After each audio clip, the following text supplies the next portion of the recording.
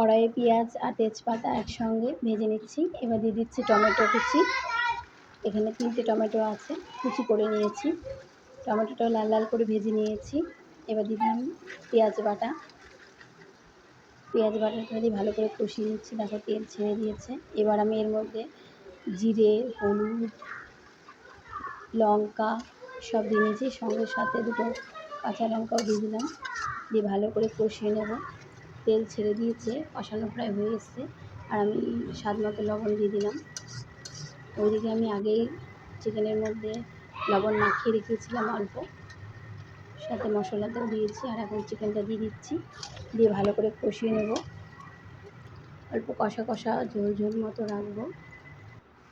তো দেখো চিকেনটা ভালো করে কষিয়ে নিয়েছি, তেল ছেড়ে দিয়েছে, চিকেনটা প্রায় সেদ্ধ হয়ে এসছে।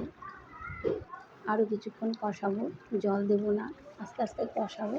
আলুটা আগে ভেজে রেখেছিলাম, এখানে 2টো আলু দেওয়া হয়েছে, সাথে অল্প একটু গরম জল দিয়ে দিলাম চিকেনের মধ্যে। এদিকে আমি 4টে এলাচ, দারচিনি বেটে নিয়েছি মাংসের মধ্যে দেবো বলে। এটা অল্প জল দিয়ে মাংসটার মধ্যে দিয়ে নিয়েছি। দেখো আমার চিকেন রান্না হয়ে গেছে। কেমন হয়েছে তো বলো। সবাই ভালো থাকবে।